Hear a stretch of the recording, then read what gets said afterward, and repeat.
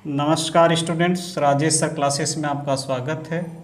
पूरा वीडियो देखिए, चैनल को सब्सक्राइब कीजिए और घंटी की बटन जरूर दबा दीजिए, जिससे आने वाले वीडियो की अपडेट आपको मिलती रहे। वीडियो को लाइक और शेयर कीजिए। साइंस क्लास 10 विद्युत धारा का चुंबकीय प्रभाव चैप्टर 13 पार्ट 3 यानी चैप्टर 13 पर यह मेरा तीसरा वीडियो है। विद्युत धारा का चुंबकीय प्रभाव इंटर में भी है, इंटर के परीक्षाओं में भी आता है, हाई स्कूल परीक्षाओं में तो आता ही है। इस वीडियो में विद्युत धारावाही वृत्ताकार पास के कारण चुंबकीय क्षेत्र तथा विद्युत धारावाही परिनालिका के कारण विद्युत चुंबकीय क्षेत्र का वर्णन करूंगा। तो पहले विद्युत धारावाही वृत्ताकार पास के कारण चुंबकीय क्षेत्र। जब विद्युत धारा को एक वृत्ताकार लूप पास चालक से प्रवाहित किया जाता है तो इस विद्युत धारावाही पास के प्रत्येक बिंदु पर उसके चारों ओर सकेंद्रीय वृत्ताकार पैटर्न में चुंबकीय क्षेत्र उत्पन्न हो जाता है। यानी जब विद्युत धारा को एक वृत्ताकार लूप पास चालक से प्रवाहित किया जाता है तो इस विद्युत धारावाही पास के प्रत्येक बिंदु पर उसके चारों ओर सकेंद्रीय वृत्ताकार पैटर्न में चुंबकीय क्षेत्र उत्पन्न हो जाता है।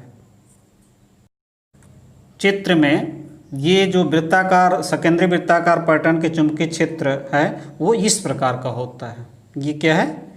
विद्युत धारावाही पास के कारण चुंबकीय क्षेत्र। तो इस प्रकार के चारों तरफ वृत्ताकार पैटर्न के रूप में चुंबकीय क्षेत्र रेखाएं बनती हैं। जैसे एक सीधे धारावाही चालक होता है तो उसमें उसके सकेंद्रीय वृत्ताकार चुंबकीय रेखाएं होती हैं, उसी प्रकार यहाँ भी होती हैं, लेकिन यह क्या होता है?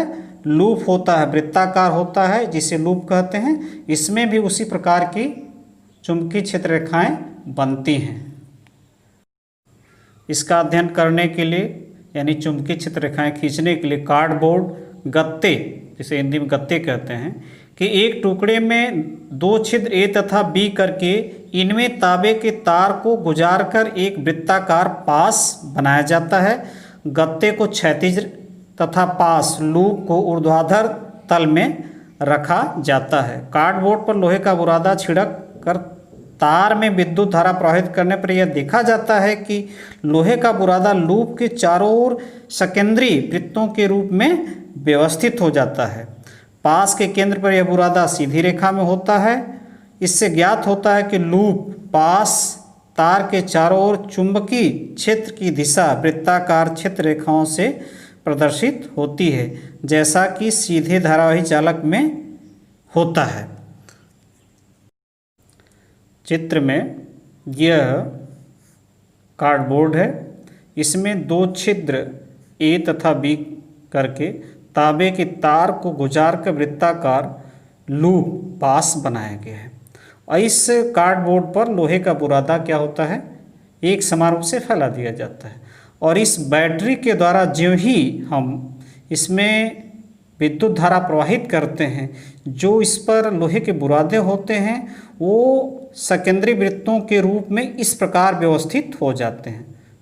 यानी देखिए, इसका इस वृत्त का भी केंद्र यही है, इसका भी है, इसके आगे भी होंगे, उसका केंद्र भी यही है। इसी प्रकार इधर। तो इस प्रकार क्या होते हैं? जो लोहे के बुरादे होते हैं सकेंद्रीय वृत्तों के पैटर्न के रूप में व्यवस्थित हो जाते हैं। यही चुंबकीय क्षेत्र रेखाओं की क्या होती है? दिशा होती है।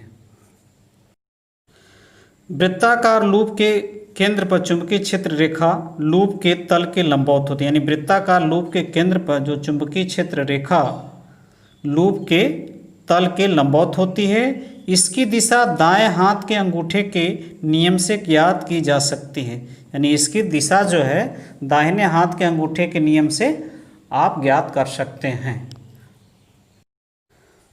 परिनालिका में प्रवाहित विद्युत धारा के कारण चुंबकीय क्षेत्र। अब सबसे पहले परिनालिका क्या होती है उसको समझा जाए। पास पास लिपटे विद्युत रोधी तांबे की तार की बेलन की आकृति की अनेक फेरों वाली कुंडली को परिनालिका कहते हैं। पास पास लिपटे विद्युत रोधी तांबे की तार की बेलन की आकृति के अनेक फेरों वाली कुंडली को परिनालिका कहते हैं। देखिए चित्र में ये तांबे के तार है, विद्युत रोधी होता है, इंसुलेटेड होता है कि एक दूसरे को स्पर्श न करे। तो इस प्रकार से वो लिपेट करके क्या बनाया जाता है, कुंडली बनाई जाती है, यही परिनालिका होती है। जब परिनालिका में विद्युत धारा प्रवाहित की जाती है, यानी जब इस परिनालिका में विद्युत धारा, देखिए बैटरी विद्युत धारा प्रवाहित की जाती है, तो उसके कारण उत्पन्न चुंबकीय क्षेत्र रेखाओं का एक पैटर्न स्थापित हो जाता है। चुंबकीय क्षेत्र रेखाओं का एक पैटर्न, देखिए चुंबकीय क्षेत्र रेखाओं का एक पैटर्न स्थापित हो जाता है जो चित्र में दर्शाया गया है।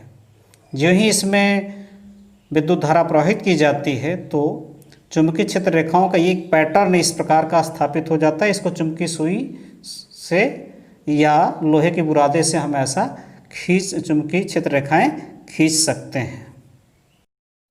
वास्तव में परिनालिका का एक सिरा उत्तरी ध्रुव तथा दूसरा सिरा दक्षिणी ध्रुव की भांति व्यवहार करता है।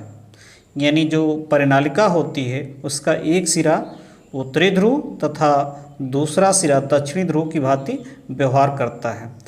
परिनालिका के भीतर चुंबकीय क्षेत्र रेखाएं समांतर सरल रेखाओं की भांति होती हैं। परिनालिका के भीतर चुंबकीय क्षेत्र रेखाएं समांतर सरल रेखाओं की भांति होती हैं, जो यह निर्दिष्ट करता है कि किसी परिनालिका के भीतर सभी बिंदुओं पर चुंबकीय क्षेत्र एक समान होता है।